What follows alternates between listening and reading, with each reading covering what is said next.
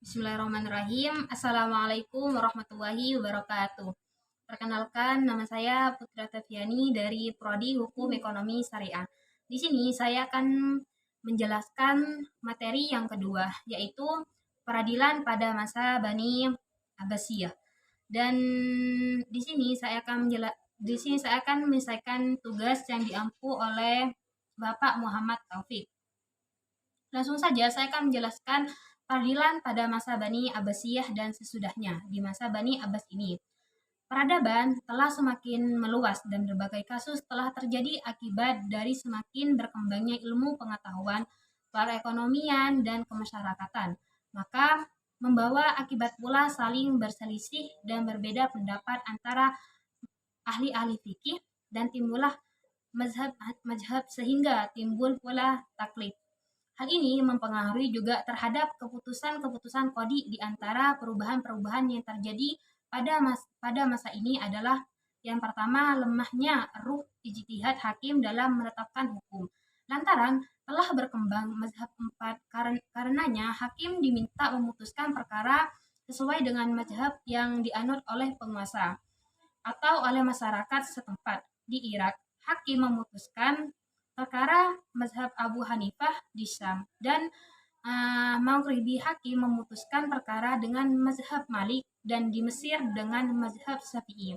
Dan apabila dua yang perkara yang bukan dari pengikut mazhab yang termasyhur di negara itu, maka ditunjuklah seorang qadhi yang akan memutus perkara itu sesuai dengan mazhab yang diikuti kedua belah pihak yang berperkara.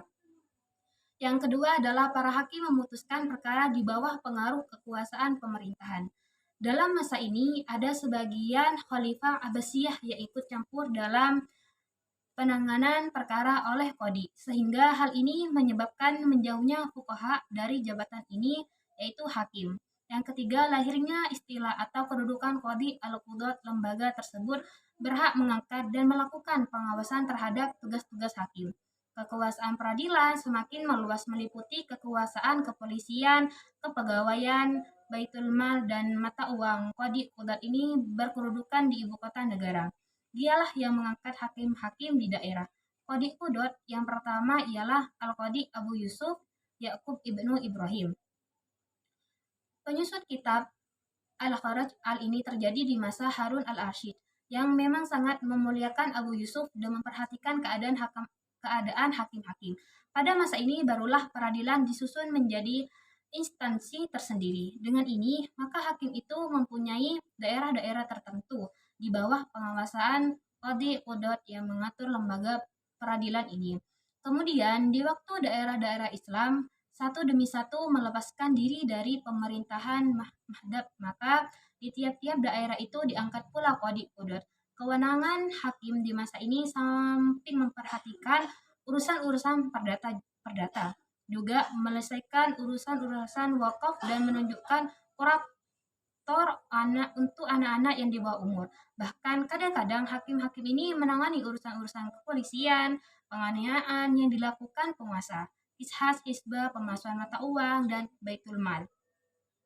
Itulah yang bisa saya sampaikan pada penjelasan pada masa peradilan pada masa Abbasiyah. Sekian yang bisa saya sampaikan, kurang lebihnya saya minta maaf. Assalamualaikum warahmatullahi wabarakatuh.